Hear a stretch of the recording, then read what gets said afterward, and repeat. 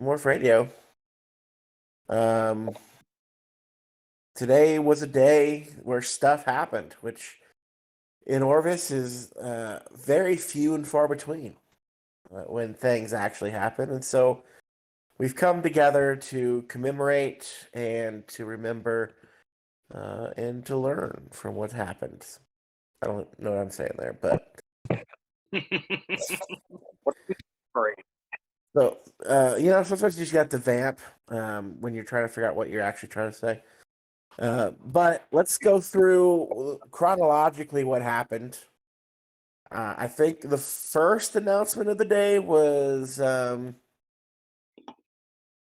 Midgard announcement, right? Yeah.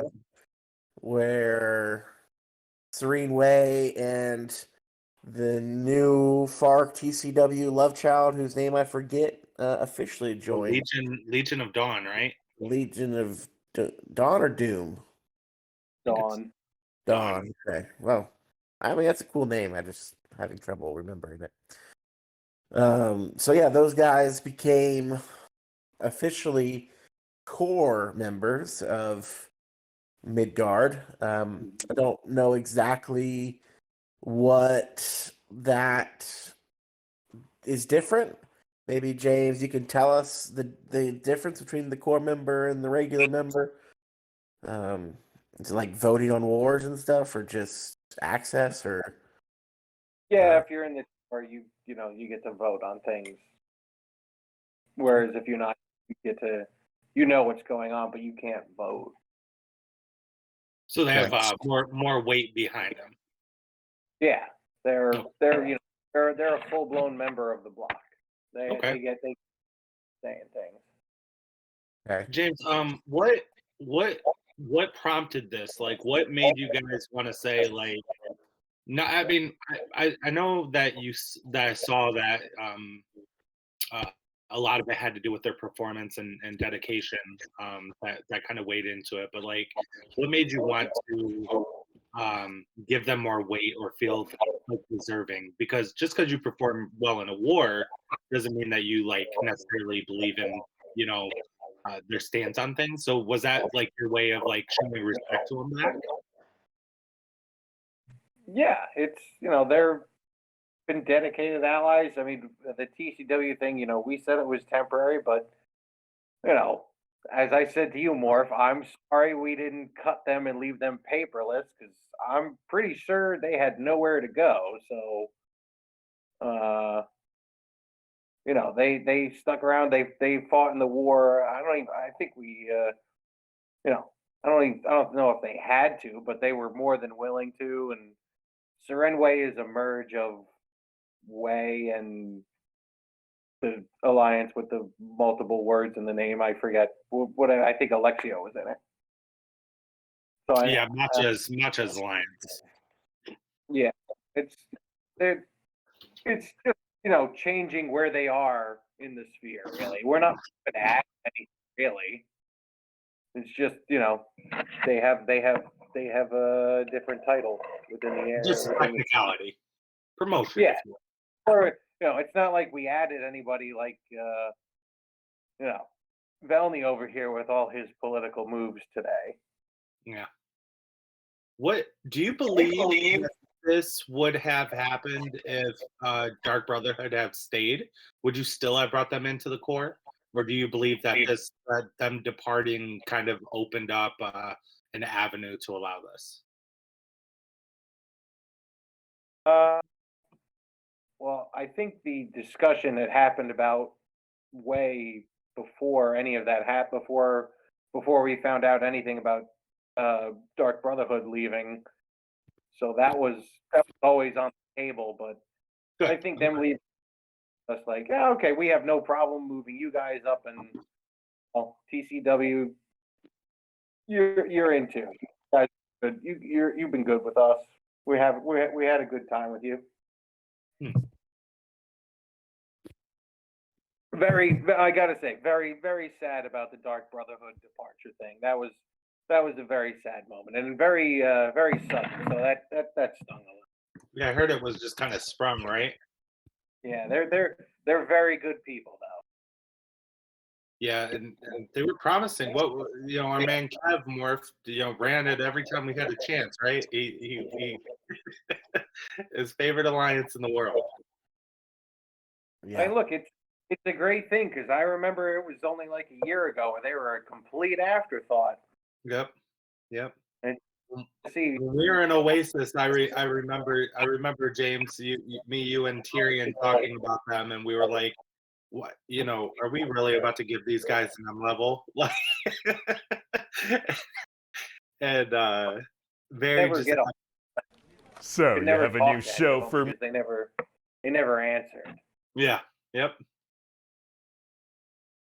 That's important. Answering your phone is important sometimes. Communication is incredibly important.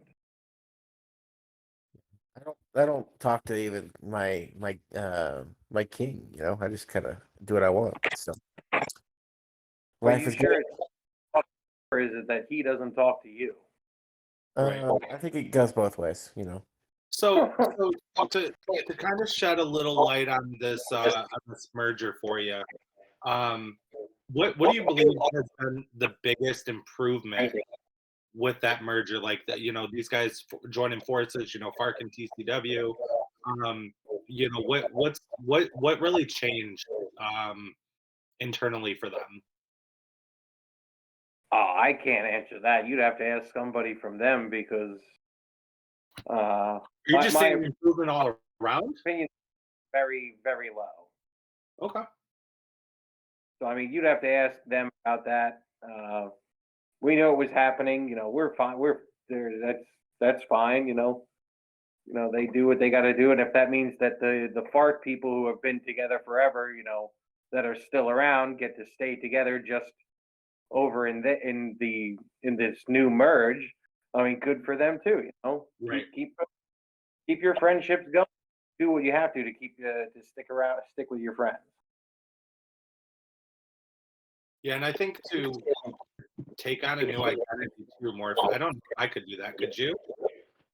These I mean, historical alliances rebrand? it depends. If you're really, really, really proud of your history, it's hard. But I think for those two alliances, their history had kind of became a weight around their neck. Hmm. Just from, I mean, it's nothing against the people. I like the people, but if someone said FARC, everyone's immediate response was, "Oh, it's FARC." Right. So now you hear Legion of Dawn, you have to be like, Who? "Oh, wait, who is Legion of Dawn?" So it gives them a fresh start. So maybe they can make a new name and a new history for themselves. Yeah.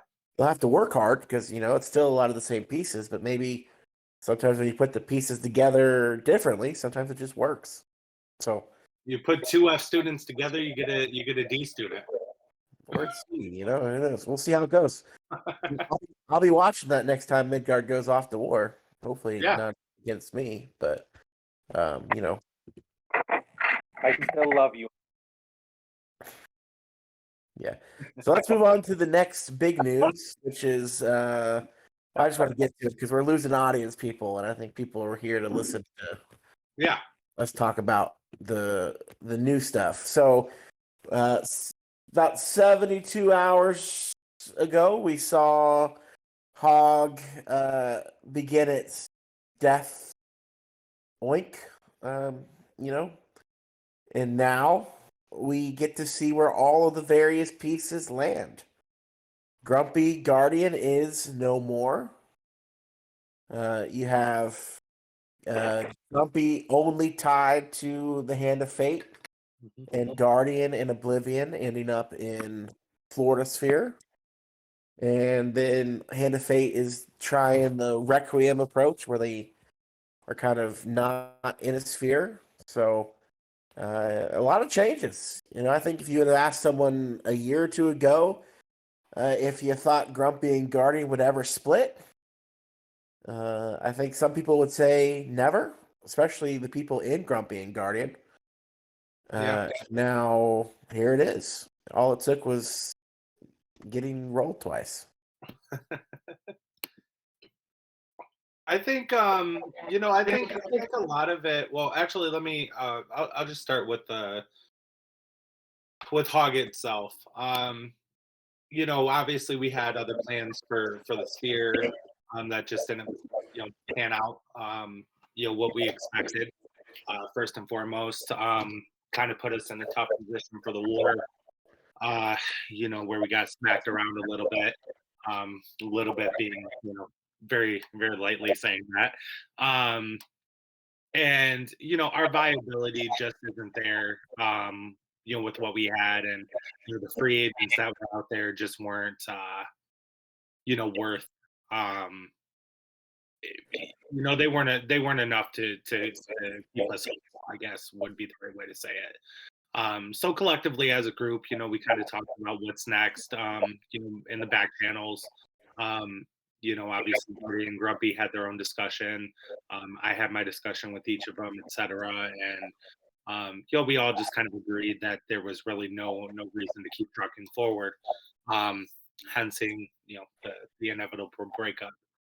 um for Hand of Fate, it put us in a good position where a lot of people, including GGO members, expected us to go paperless, and just go right back to our normal KTS approach. And we obviously want to kind of break that cycle, that appeal. We thought going to Hog would kind of help that. One of the things that I actually had told everybody in Hog when we talked about breaking up is that I'm committed to the treaties as long until they say no more. So, and I held that out to the last day. I mean, that's kind of where Grumpy came in. Guardian and Oblivion going over to Florida. That there wasn't any reason for fate to kind of keep those ties there. Grumpy, we agreed to want to stick that out, and we decided to drop down from an M level down to an O level to kind of fit that agenda. um yeah, go ahead and mute, Morph. You're echoing. um Thanks, Kevin. um and so when it came down to it, we really wanted to take a free approach where we could essentially have our crusades, we could have our flexibility, but also there's a lot of individuals out there, a lot of leaders who had expressed wanting to do a lot alliance centric politics, but nobody really took the risk. And Hand of Fate's that kind of alliance where we're comfortable being paperless, we're comfortable bouncing around, so it gives us a way to play politics in a little different way. Hopefully, you know uh, prompt some new discussions, which we saw in the Balkans today. Some different debates. We're able to take some stances that typically wouldn't be an option, and also add some some additional spice. If hypothetically TKR gets hit again, TKR sphere, the what is it, Udu, Odu, whatever you want to call it, sphere. You guys get hit, you reach out to us. We have that option to drive now another discussion in there. Do we defend it, do we not defend it? And then also that creates a debate in itself. So hopefully this makes things a lot more interesting, game wide. Maybe it'll get some people thinking differently outside the box and trying some new things. If it works, if it doesn't work, then you take it on the chin and you move wrong. But you can only you want to be the change that you envision. And TKR asking pay for help. Hey, there's a world where that might happen, man. It's just really I think everybody's been saying politics are stale. Everybody's been saying they need more from this game. Um, I think we're walking the walk here. We're putting ourselves out there, willing to accept that critique and that drama, and just have some fun and see what comes from it. Go ahead, Morph. What you got? I mute myself. We'll ask you for help in repaying our rebuild from a couple months ago. Well, Um, that's the funny thing, right? We saw that at Balkans where they were like, well, we're a part of that sphere. I'm like, well, Hannah Fade and TKR, we're not really the best of friends. So I can promise you, Canbeck kept the receipts for that rebuild. So and that's what makes this all fun. So, we do got the 1M level, non-chaining with Requiem. And then we have our optionals, out there to hopefully drive some. And we're still open to, hearing other people, and seeing where that goes to. So what's your thoughts on the move, Morf? I thought it was the Hand of Fate one specifically, or just in general. Start with the Hand of Fate one and then go into Grumpy and Guardian since you have that long history with them. I mean, the Hand of Fate one makes sense. I mean, I think there was definitely the expectation that you guys might do the Crusade again. I mean, I know from talking to people that weren't plugged into the conversations that was kind of the expectation. Obviously, I was talking with you, so I knew that wasn't the expectation. But I think it's I think it's a bold step in the right direction. I mean, I like what Requiem's doing, and I like that you guys are kind of dipping your toes in there. I think it makes the game more interesting when there are some people that aren't just completely tied into the sphere politics, because as you can see, sphere politics can become a little boring, especially when certain people are playing nap stacking, so it's nice to have free agents that aren't just going off and crusading people all the time, but actually are trying to play the game and try to make politics more interesting. Yeah, so I think that Hand of Fate piece is interesting, and I think it makes sense that Grumpy kind of ended up there where they are. Obviously, they couldn't really go to Rose because Rose eating Grumpy and Guardian would then just immediately make them the target of at least Fortuna's ire and probably a lot more ire. But like Grumpy doesn't really necessarily fit super well with like a Midgard or even Dodgeball. That they really need someone that kind of ramps up into their tiering and not just has a big gap from their tiering into where they are.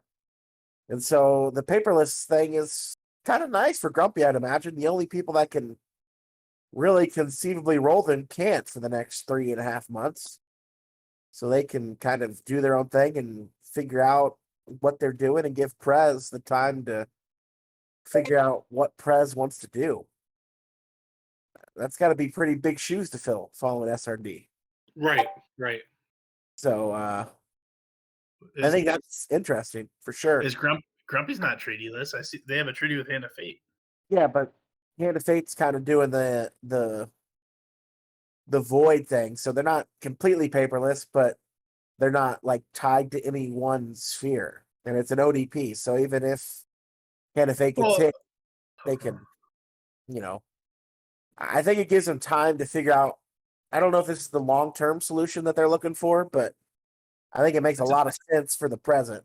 For Grumpy. It looks like an ODO AP. Oh, that was good. Yeah, ODO AP. Yeah, same ties they have with Kata or with your block or whatever. But yeah, I don't. Thanks for asking. I would say this was predicted a long time ago. I remember on this very show that Guardian and Grumpy would break, and I believe this was predicted. Was it our first top 25 rankings? I think so. I think it was, Val. Yeah.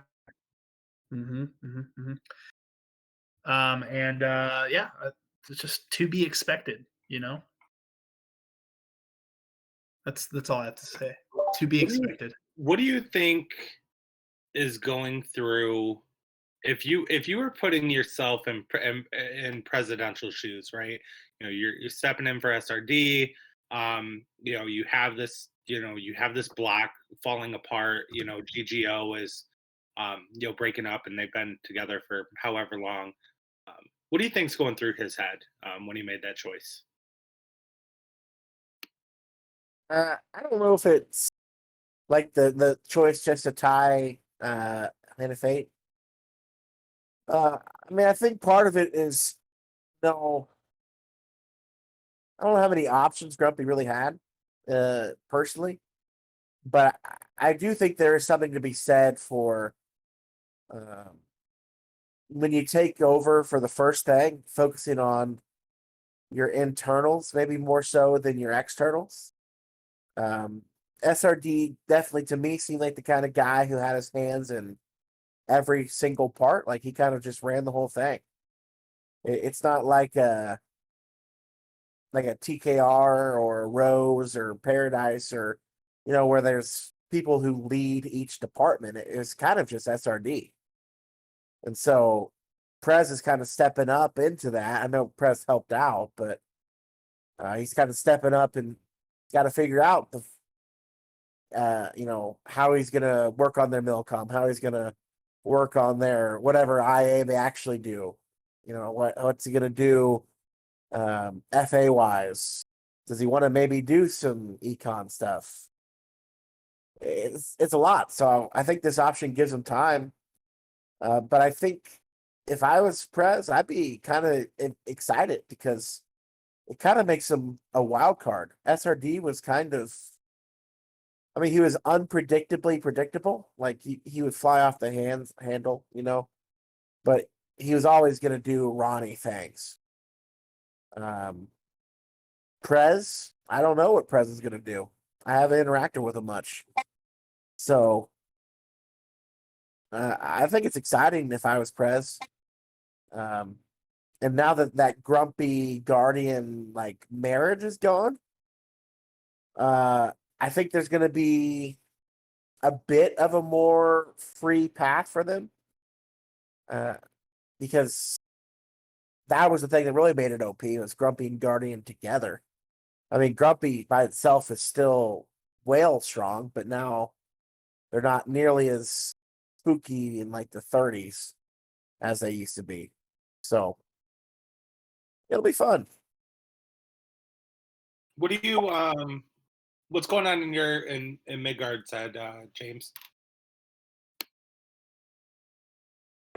What do you mean?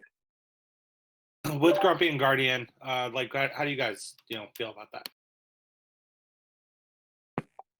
We don't really have a lot of people up there, so I'm not sure how much it concerns us at the moment.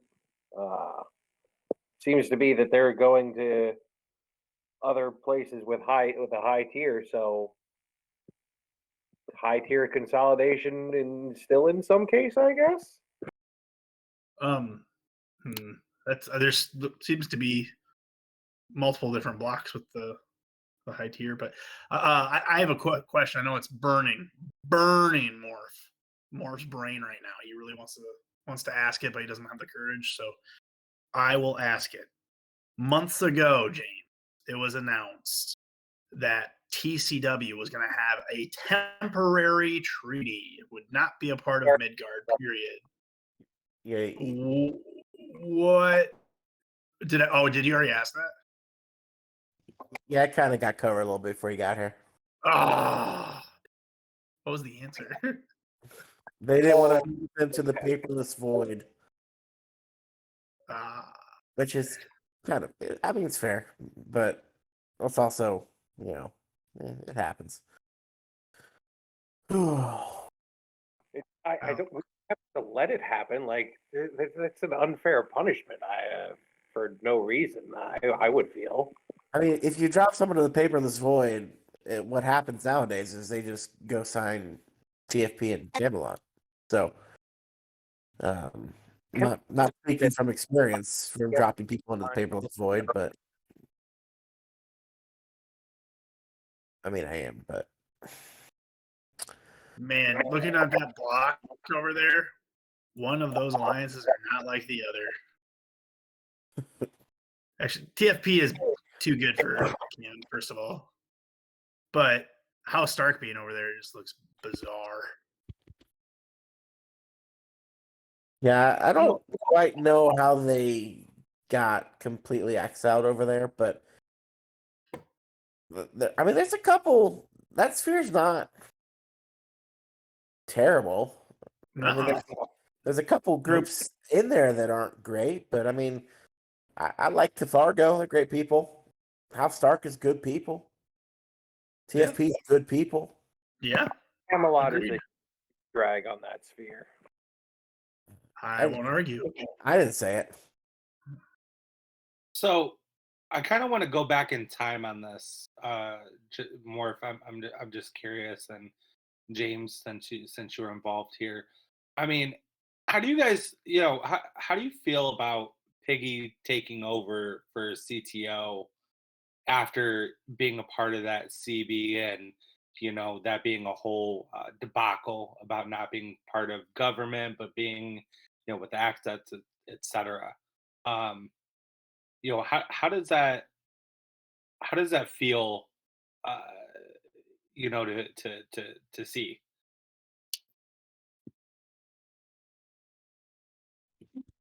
I mean,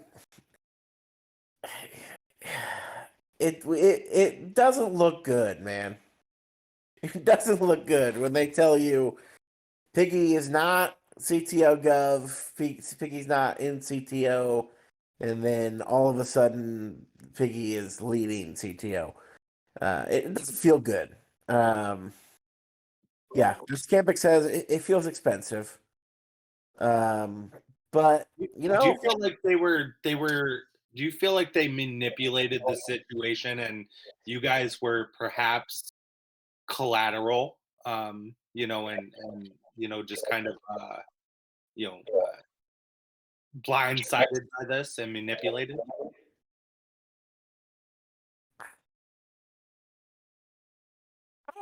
I don't think that's necessarily the case. No. I mean, some of the stuff with CTO and the Midgard beef was just, sorry, CTO and Aurora beef, because it was, basically Aurora. Right. The whole thing was weird because, like, Aurora, like, nailed CTO because they're like, CTO didn't try to fix these issues, but like, CTO did try, and Aurora said no because Aurora was holding it for a CB later on.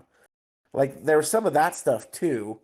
Mhm. So, like, even if they were right about Piggy being an actual member, like, CTO offered reps and was trying to get over some of that stuff before the war happened. Like, both parties, I think, were maybe a little disingenuous about it, about some of the aspects, but I don't want to, like, I'm not going to badmouth CTO because of No, it. yeah, no, I understand that. I wasn't trying to get Because on bad mouthing end, but I think it was weird. It was weird. I mean, it makes you question. I mean, there's a few different points. I think, from my point of view, from outside perspective, that validates, Aurora. I mean, props to them on their stance and sticking to it, and then to find out it was essentially looked true, whether it was misguided originally or whatever, it ended up being valid. There's that point. But then the other point is, what does that do to a CTO in the sense of trusting them? I mean, if they're willing to lie about something so small that became a big liability, how does now they're stuck with the TFP, a House Stark, et cetera. Do they ever get involved in a big sphere again with that much weight? Who knows? Um, James, how did you feel when Peggy became there? I know you won't speak for Aurora per se on this, but did it make you guys feel better about the war that you were fighting when it happened? not better, but I think it speaks for itself, and we knew it's so yeah, it's satisfying to see it come to fruition, come to light that hey, but this stuff they were saying, they're dead on. You don't go from being a nobody to he's going to run the alliance now that I'm retiring and whatever. Right. So it speaks for itself as far as I'm concerned. Can't speak for how Aurora feels on it because Right. that was Morph is right. That was a complicated scenario, and they were always attacking each other no matter what. Yeah. So that's basically it. I mean, what Well, it's past now, whatever. and what Sleepy Ninja said in chat, I think, is pretty relevant to realize that when we dropped CTO, they were in a bad spot. Top 25, me and Kev talked about, they were on red alert. No David. Because of Davis was struggling with activity even before we dropped him. Yeah. And I mean, Sleepy Ninja's not. I mean, he basically says it was to avoid a disband or a merge, which I mean, it checks boxes that I heard that they were talking about possibly disbanding or merging. And I do like, even if Piggy was a ghost, Piggy was still a former CTO member and was really close with CTO people. So it's not like, for example, let's say like Robert's leaving TKR and joining Rose and becoming FA Gov in like 2 days situation. Right. Just completely random thing that I am making up that definitely didn't happen. It's not like it's a complete stranger coming over and taking over the alliance. It is someone that, even if they weren't in CTO, quote unquote, they were still like new CTO. So maybe it was like if like Niz left to go Ghost and T-Jest, and then Cambeck steps down and Niz comes back and becomes Queen again. Right. That wouldn't be shocking. I think. But because of the CB and all that stuff, it looks terrible and it feels bad. But it makes me wonder what the hell is wrong with Krampus. I mean, it takes a lot. I mean, again, I kind of got the same story Sleepy Ninja said. Heard the same thing. But man, it takes a lot of balls to give the reins to somebody who is just a big part of the CB, and you have Krampus sitting there as 2IC for however long. But it also reminds me of I don't want to say like a Rose situation, because maybe that's not a fair, because they do elections, but Vex generally didn't have any desire to ever move up to leader. I'm sure Vex would have easily won an election with them Rose. But they just didn't have the desire. So, I don't know what's going on with Krampus over there. He's been 2IC for a little bit. So it does kind of leave some questions for me on whether he wants to move up, whether he's maybe he doesn't have the pull internally and the support internally to put somebody like a Piggy in charge. I think Krampus is just one of those. There's certain people that, because of how public facing they are, can sometimes be, I don't want to say stained, but like Krampus is known for certain things. Right. Like he's known for Ron, and he's known for some of that stuff with Ron, and like I just think maybe either he didn't want it, or maybe they just felt like going in a different direction. Conflict of interest, perhaps. Sometimes people are better as the guy behind the guy. Yeah. Than they are as the guy in front, Um, not everyone wants to be the guy in the chair. They want to be the person that's advising the guy in the chair. Yeah. So like maybe that's just what he's comfortable with. So Yeah. I don't think it's an indictment on Krampus. But I do know, like, I'm excited to work with when I get to know Piggy as a leader because Piggy's awesome. So I think Piggy can, um, I think Piggy can bring some of CTO back. Not that Davith was a bad leader; it's just Davith was busy. Davith was really struggling with activity, and Do so you yeah. feel like Piggy brings a new identity to CTO where maybe they do some non-traditional CTO things and get out there? I think so. I think unironically, I think CTO is in a better spot maybe right now than they were a month ago. Um, I and agree. that's not because signing, getting cut by TKR means you're in a better spot. I just think fresh leadership, fresh blood, and they're often oddball sphere. And I mean, it's kind of a safe spot. Who's going to roll oddball right now?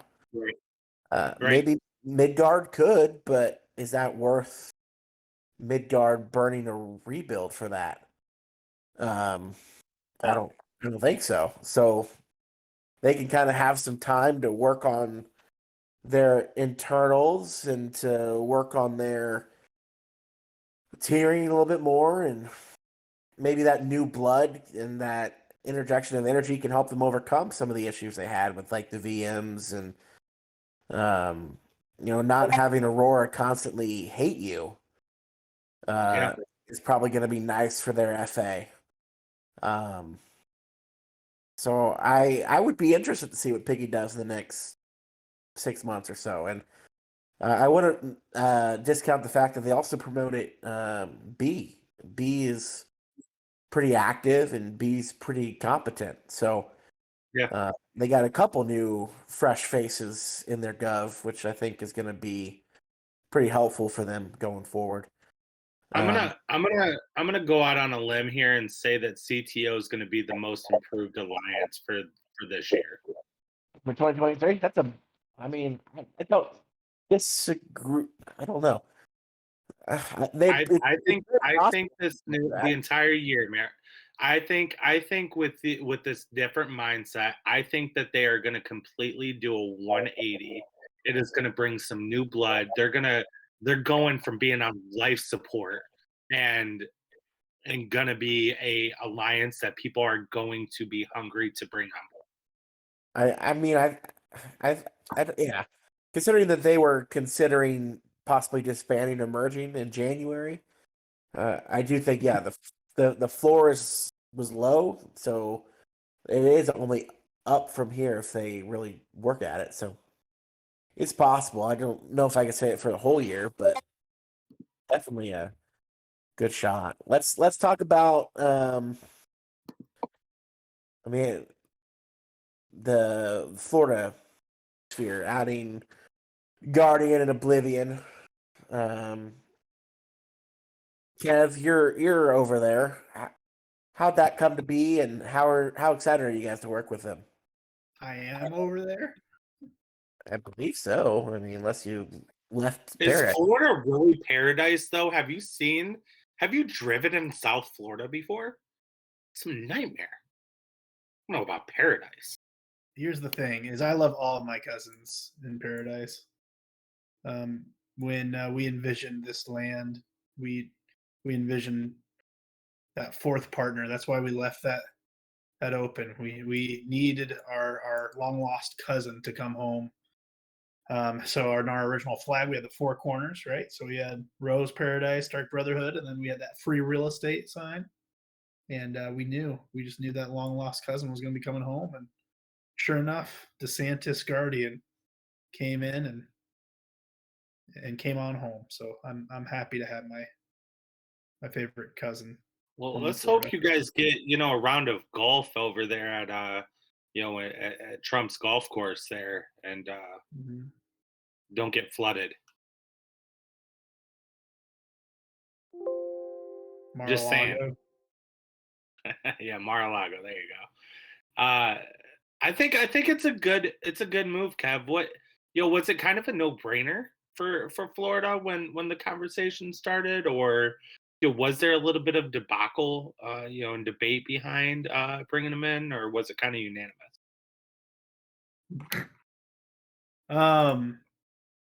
No, I think we were all on the same page. Like everyone was on the same page for Yeah, quite some if Guardian comes to your sphere and says, "I want to join it," I think that's a no-brainer. Yeah, So, right. You can't turn them away, right? I mean, I think at least from the tiering chart that I saw, I think it evens the playing field pretty well between the three big boys right now. So I like it. I like it. I think Eclipse and uh, you know uh, TS. Sorry, I was drawing a blank there. The too much Bud Light. I think they're sitting there and they're wondering, man, we got two big dogs. Do we got to watch over both shoulders now? And that's a good thing for driving, drama, right? There's no clear, when Hog was there, we were looking at him and it was kind of just like expected. I like having this kind of like triangle. Um, I like it. I think if you look at the chart, though, it's still, yeah.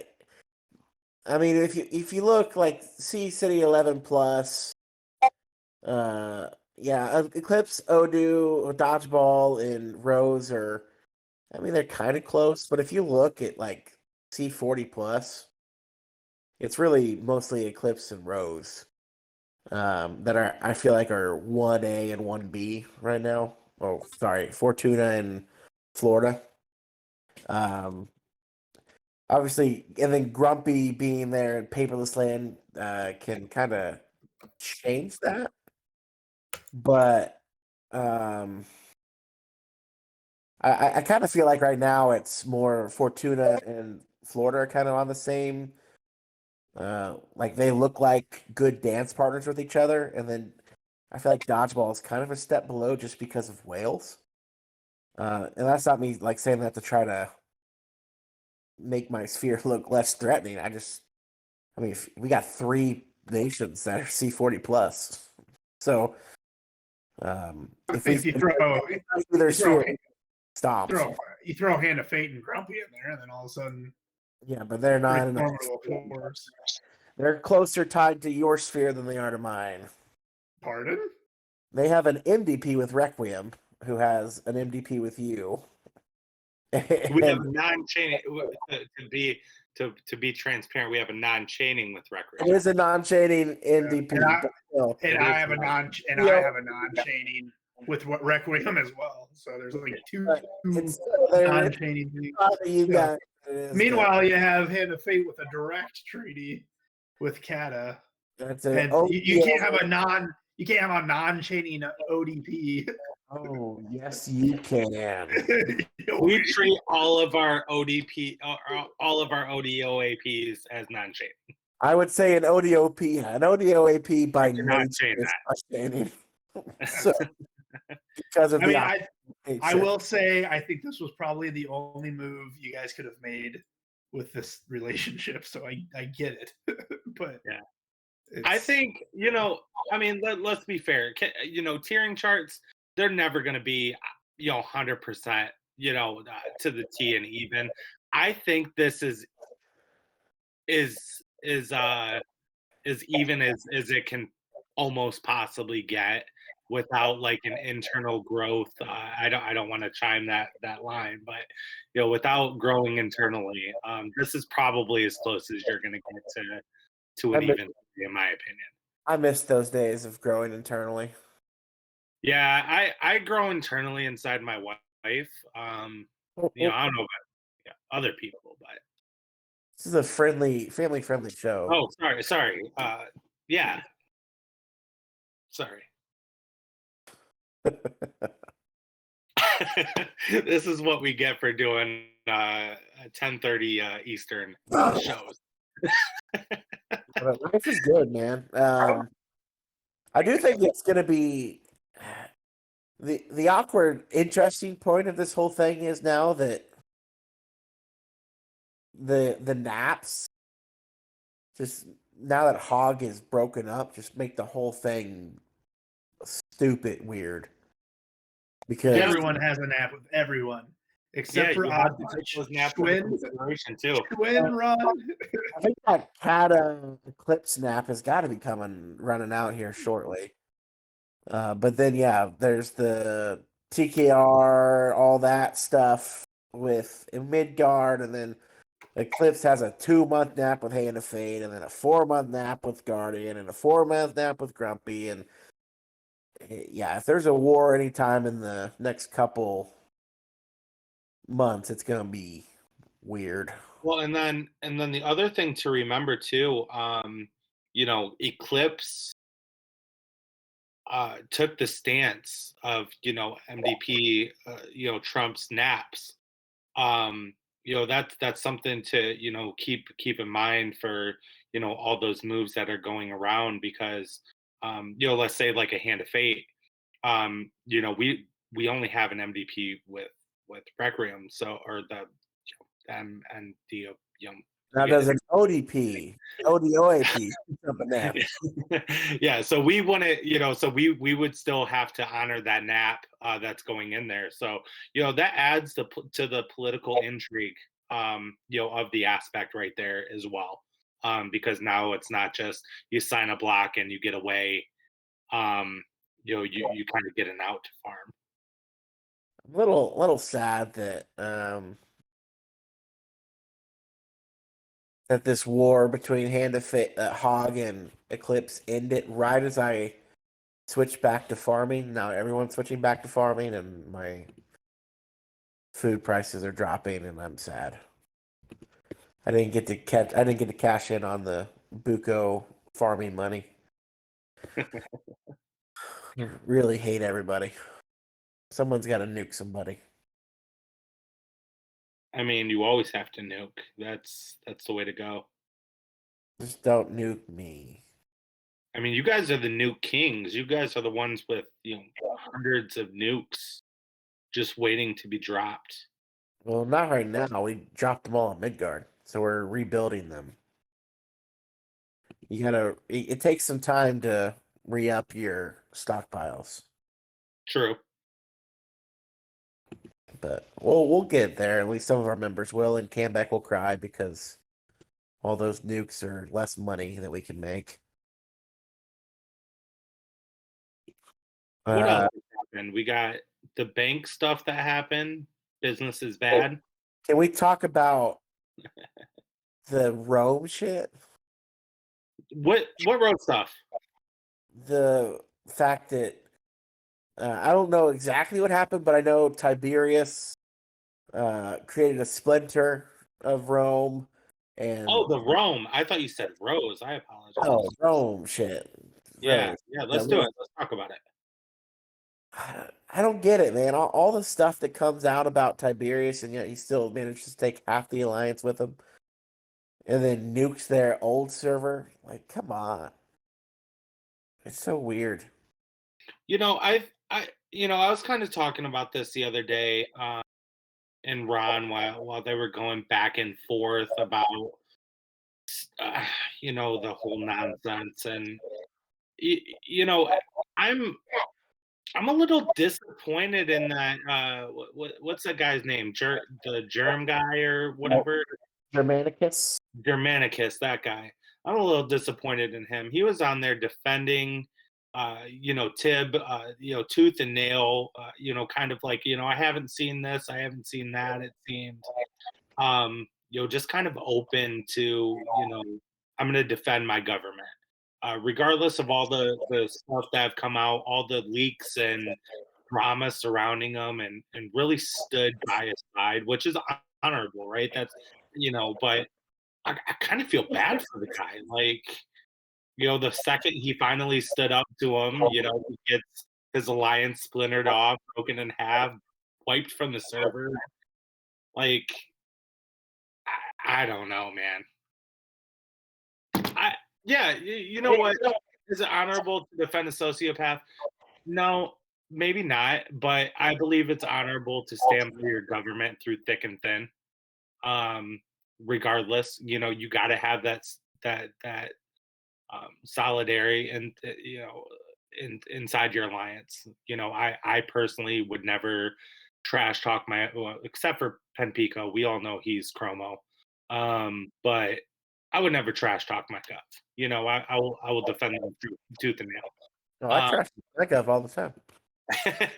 But you know what I mean. I will literally fight tooth and nail through him, for him every day. But I think it's kind of shitty to see how it all turned out. I feel like he got screwed, in the long run on it. Um, but I love it from a role playing and in character perspective. I love the drama. You had the drama with Roberts there. You had the drama now internally with this, and coming from like a Roman themed alliance, I love it. Yeah, but then Tiberius became like Brutus and murdered poor Germanicus and took all of his money and his members. I mean, lesson learned, right?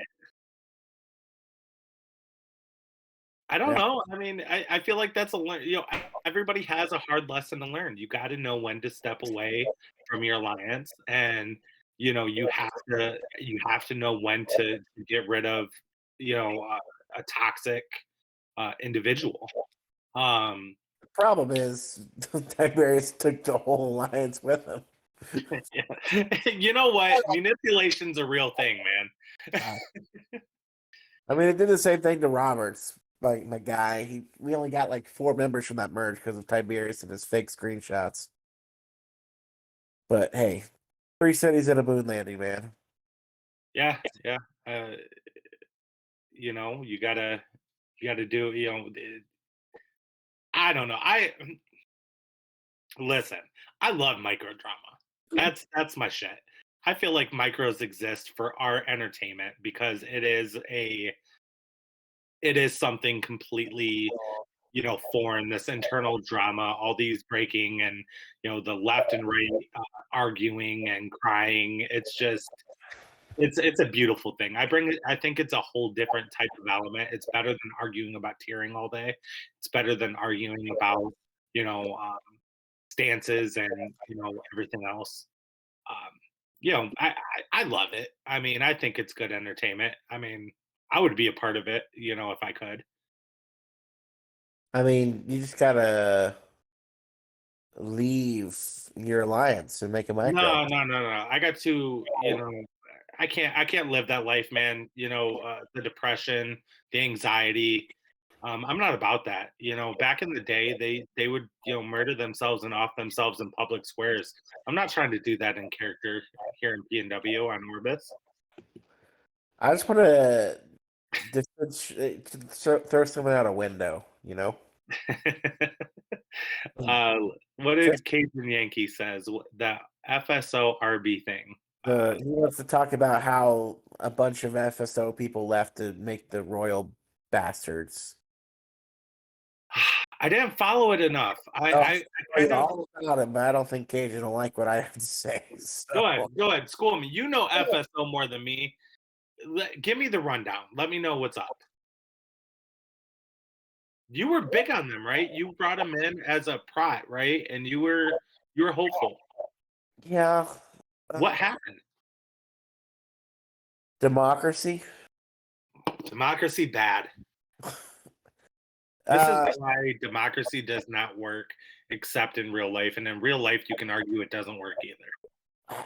I mean, so Cajun Yankee, you want to hold on, Morf. Hold on, Cajun Yankee, you want to pop up here and talk about it? Maybe we can. Yeah, let's do it. You want to bring them up? Get some internal. Let's hear about the micro drama.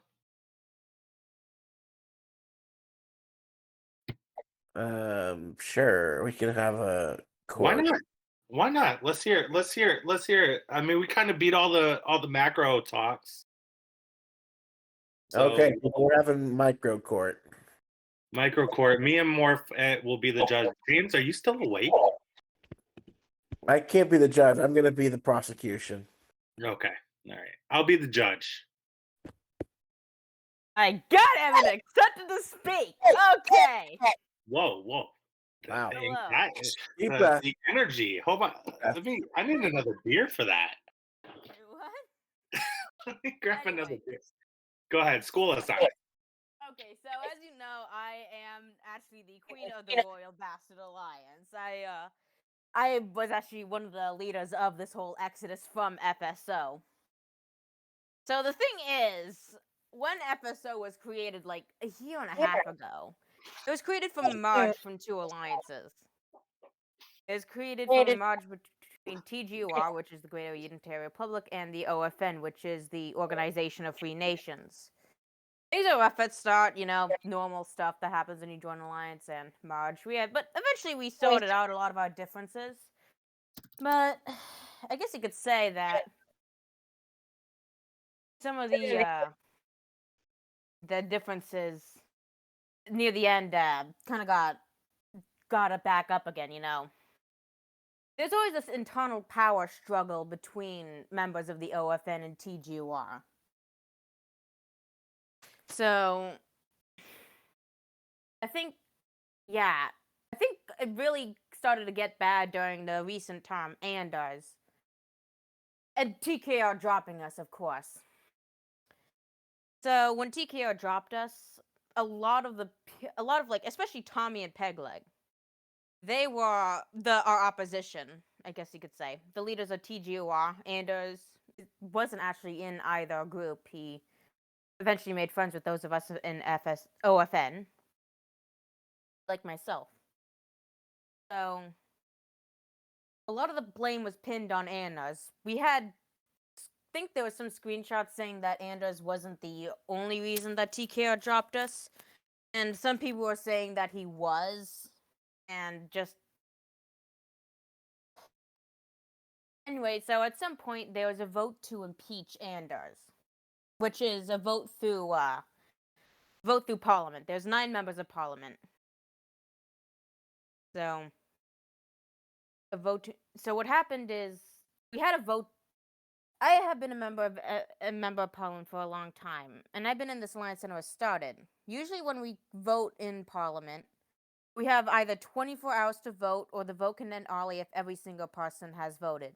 The thing is, in its entire history, if everybody had voted, we always ended the vote early. But not this time. We had the speaker, which I believe was allied with Tommy and Pegleg, so they just stretched out the vote to make sure that to be able to sway those who voted not to impeach Anders, because we actually had a 5-4 vote, and in order to impeach somebody, you need a supermajority, which is 2/3 of the vote. But and we voted with a reaction system, which wasn't very secure. So when the vote ended, there was a 4-2 vote, but we had testimony for 2 people that their reactions were removed. Their vote was removed.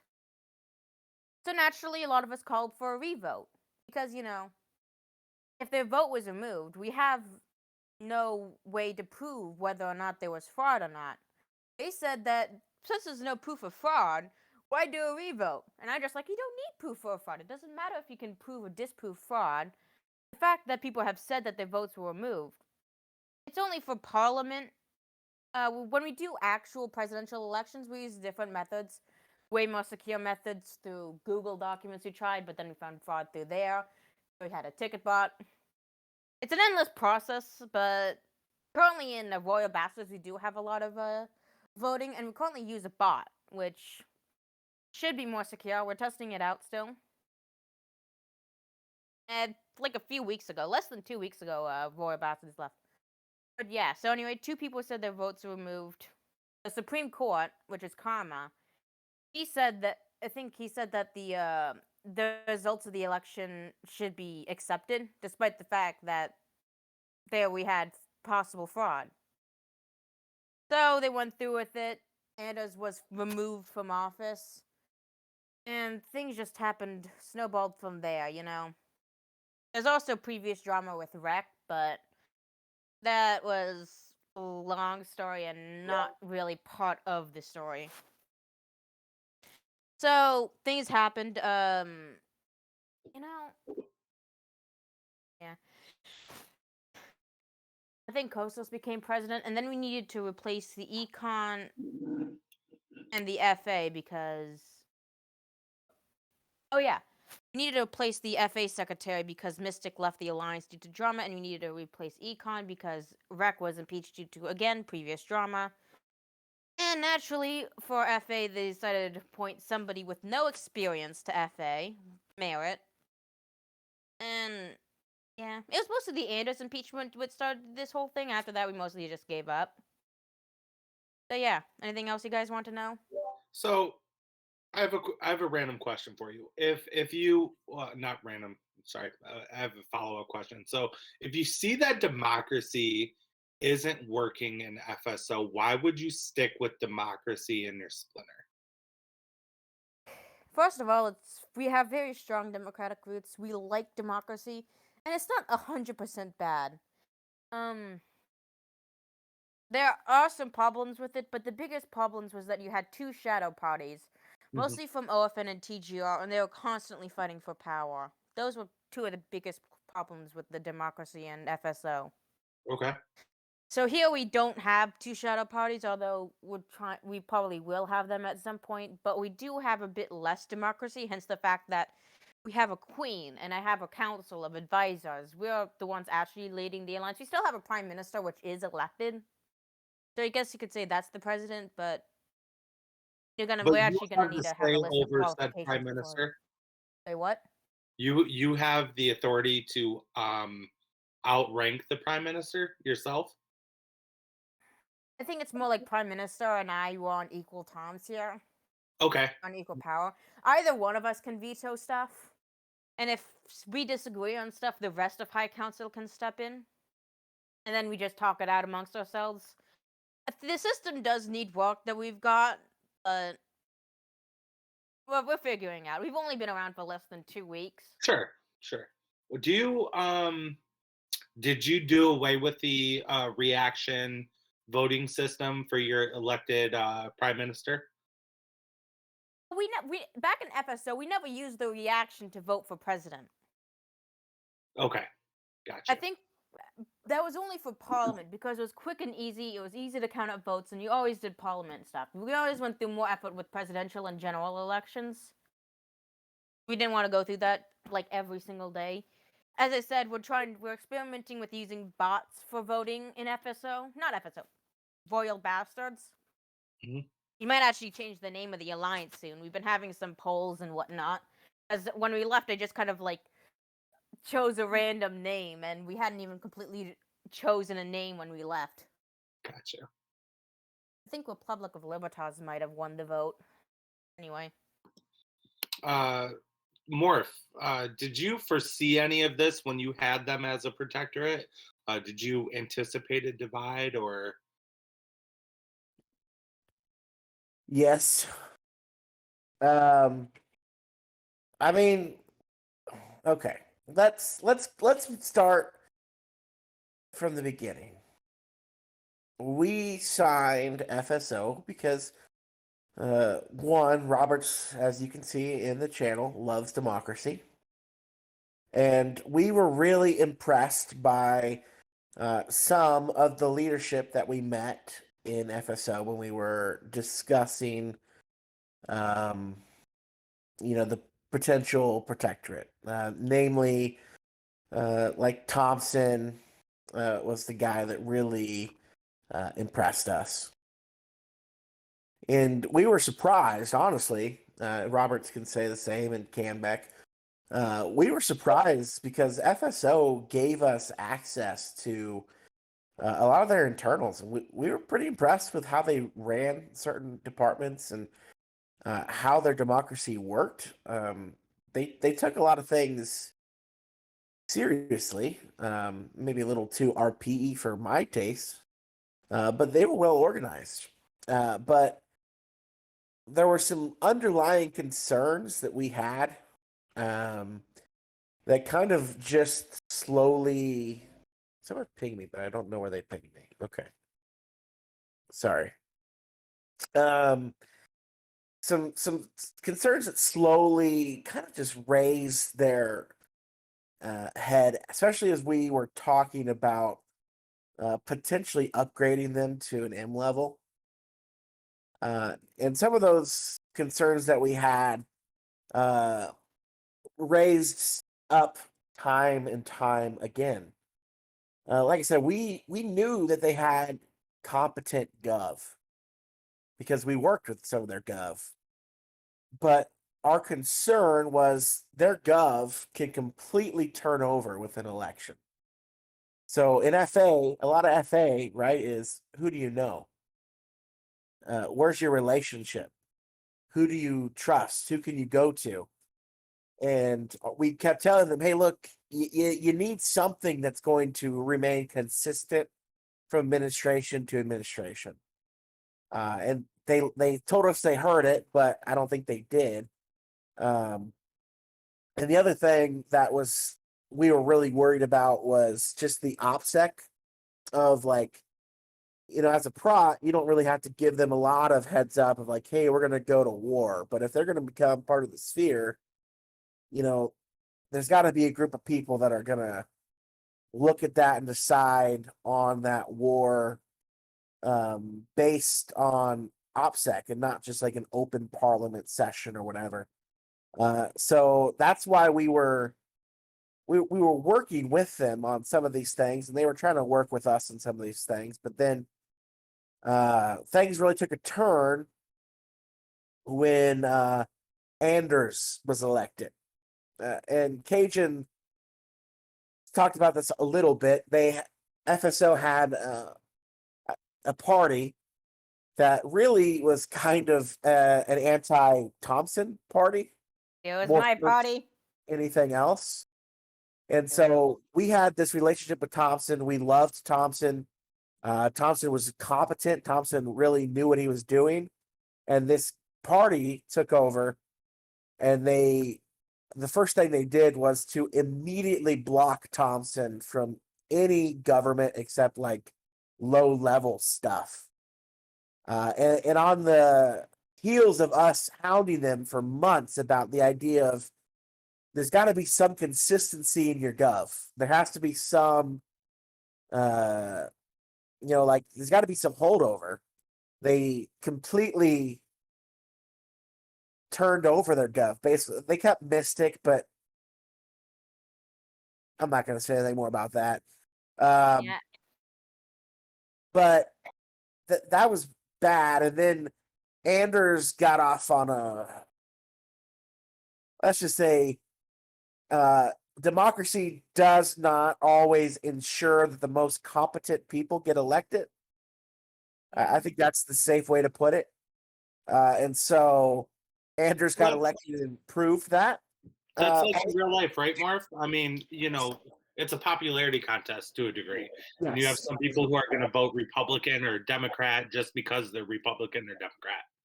Yeah, as for the prominent thing, and I think like there was an idea that was tossed around in FSO. We might implement it in Royal Bastards. FSO might implement it at some point. There was the idea of having ambassadors, which is like somebody who works in FA, and it's just like they're unelected and they deal with certain alliances. I think I wouldn't be surprised if other alliances had ambassadors too, but. What we were trying to get across to them was your FA person should probably not change every election just because you're bored. Yeah. And it creates a lot of stability issues because you put in somebody who's really liked, then boom, they get replaced with somebody who you're friends with that, so whoever your current tie is can't stand that individual. Now you ruin it. Thompson is still an FSO, but so that was happening in the background during us getting rolled by Midgard. And so a lot of our decisions that we made about Prots came in light of Midgard, because our sphere's Prots didn't fight, and part of that was us telling them, "Hey, no, we're losing this war. You guys coming in, you're just gonna get burned for nothing." But when we were looking at the tiering charts, like 40% of our sphere was non-fighting Prots. So we were making the decision to cut Prots. And if So he'd simply asked us to join, we would have joined in FSO. yeah, I'm not saying that you didn't want to join. I'm just saying like we didn't want to push you guys into that. He's saying it was economically, it was pointless. You Yeah. wouldn't have turned the tide, and you would have created more drama internally and wasted more money and resources than needed. Yeah. That's kind of what he's getting at. But so then we were looking at our tiering, and we had all these. I mean, at that point, TKR had FSO, we had Mayhem, we had WTF, we had the Forgotten Realms. So we said, hey, look, we got to cut at least half of these Prots. And at that point, the Anders impeachment was going on for like a month or something. Like they kept telling us, hey, it's going on, but it's not done yet. Like it might happen. I don't know. And they were like, do you guys want to testify? And we're like, no, we don't want to get involved in your internal dispute. We don't want to like put our hand on the scale and say Anders is bad, get rid of him. Or Anders is good, keep him. So we were trying to let them deal with it, but it wasn't happening. And so it just kind of made, and we didn't have a relationship with anyone in that gov because Thompson was still on the outside. So we dropped him in WTF. It wasn't because of Anders. It was just because of some of the concerns that we had given them, like democracy. Oh, yeah. Yeah, I know.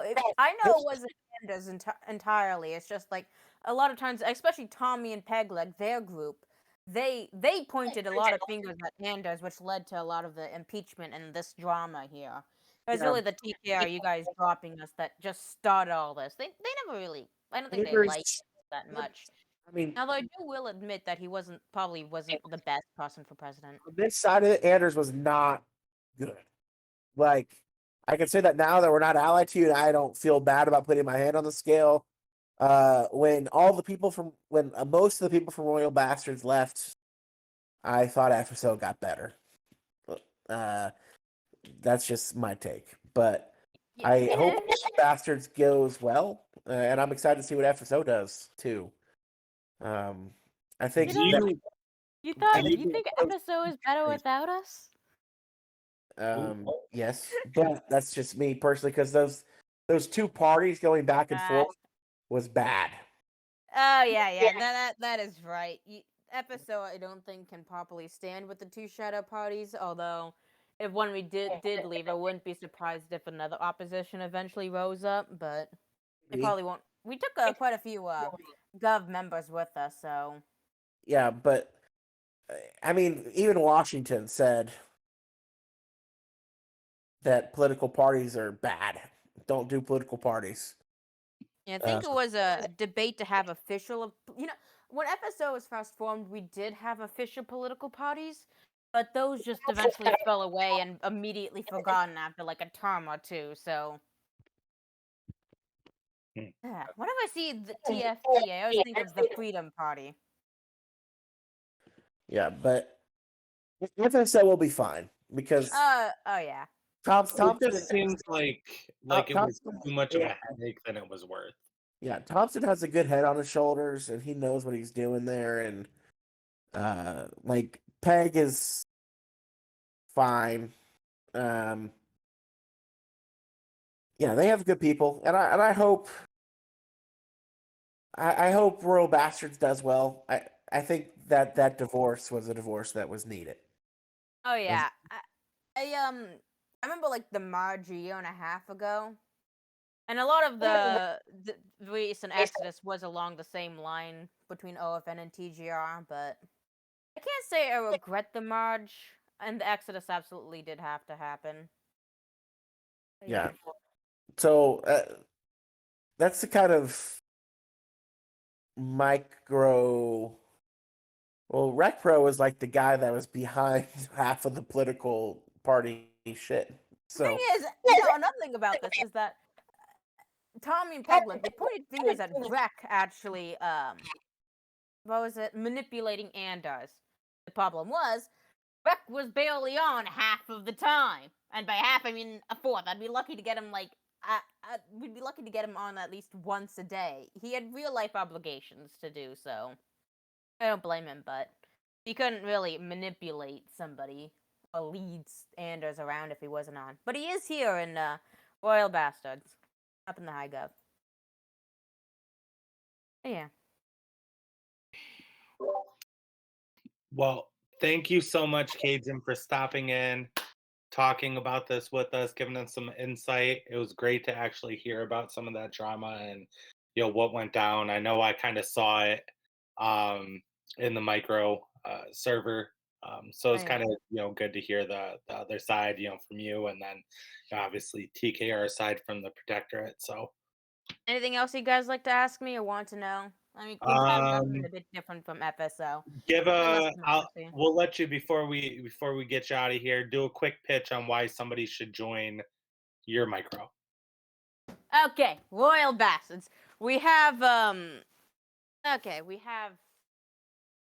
we're working on an academy. Yeah. He's actually getting Record's actually getting a bit more active. But yeah, we're working on an academy which is to train new student, and it will absolutely be very different from the one in FSO because it's stupid. But anyway.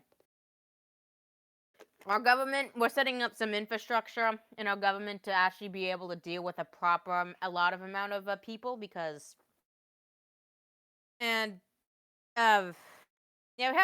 have democracy, yes. We have it is very easy for somebody to start getting into like low council or parliament.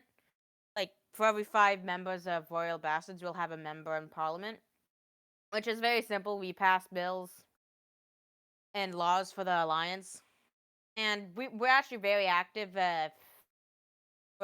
So if you always want people to talk to, there'll be people online. And although we are stabilizing ourselves a bit, we are getting on our feet.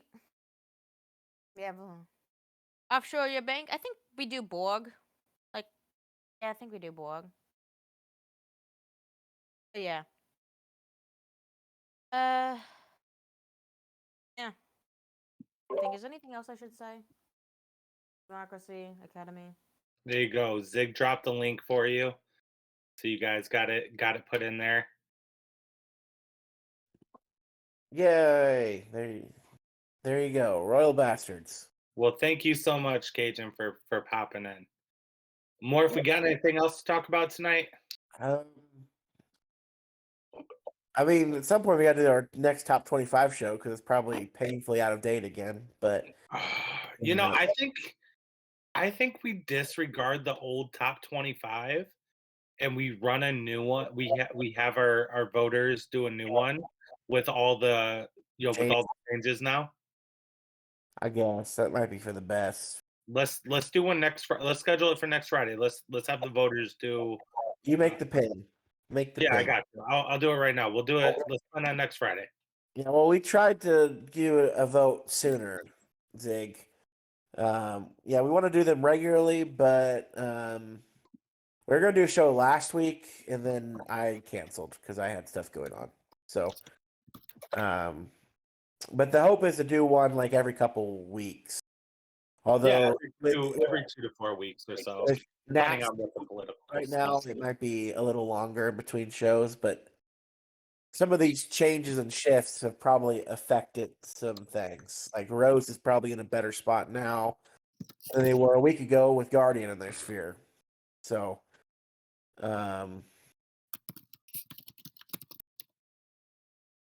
yeah, I don't think there's anything else. I just think the board has been shuffled. And there's probably, if I had to guess, there might be a few shuffle in response to the shuffling. Yeah. Now that everyone sees where Hog landed, maybe a couple other smaller moves might get made. it'll be interesting to see what Fortuna does. Are they comfortable? Do they feel like they're still the top dog? Because I get the vibe that that's kind of what they want, that they want to be the top dog. Just how they've been moving and shaking. And it'll be interesting to see what Rose does now because, I mean, for better or for worse, Rose kind of engineered Hog getting rolled there by fighting Kata when they did. So I guess the question now becomes, are Rose and Fortuna going to beef? Because they do seem like the natural competitors. But will they beef or not is the question. Yeah. Because I- Rose has been kind of buddy. I mean, they were tied to Eclipse in Oreo, and it'll be interesting. I don't know what's going to happen, but I'll be watching Raw and stuff with interest. Yeah. As I'm you know, with you. I'm with you, Morph. That's a big question. Is like, what are the ripples? Every time we see, it's like chess. Every time you see a move, you see a counter move. So, question is Fortuna gonna jump in and do a counter move, or do they feel content, or what do they feel threatened by either spear? I think they're the unanimous top dog. I mean, what probably they're, I mean, in my opinion, the force to be reckoned with moving into this. So yeah, before it was kind of looking like it was going to be a dodgeball and Fortuna matchup looking, but now Rose beefed up with their, with Paradise and moving in. So who knows? yeah, I definitely think this moved the board.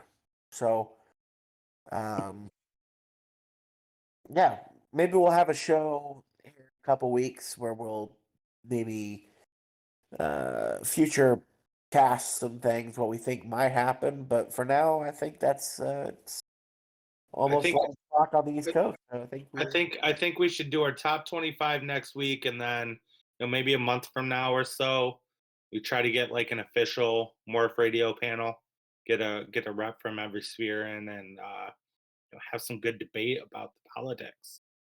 yeah, we do need one of those. We haven't had one of those for a while. Yeah. It gets harder when people keep moving around. Well, if you need a co-host, I'm here. I'm not in a sphere anymore, so I can't be a rep, but I can co-host with you. Ask Well, some questions.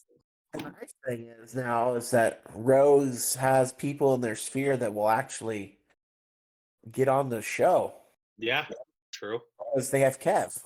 So someone will talk. Yeah, Kev will talk. Yeah, I miss Mr. What was his name, man? Mr. Booty, was it? Mr. Booty. That guy was a riot when he first started, man. Yeah, that's all we could get. We could get Mr. Booty and we could get Red. Yeah, Rest in peace. rest in peace. I think we should end the show in Rod's honor tonight with a quick moment of silence before we end. You would want us to pour out a. I ain't pouring out my beer, man. Let me get a Yamser here.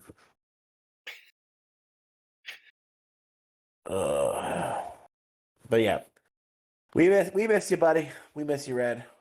We love you. Yep, we definitely love you. All right. Well, it was a pleasure, Morph. Thanks for impromptu show. Thanks to audience for tuning in.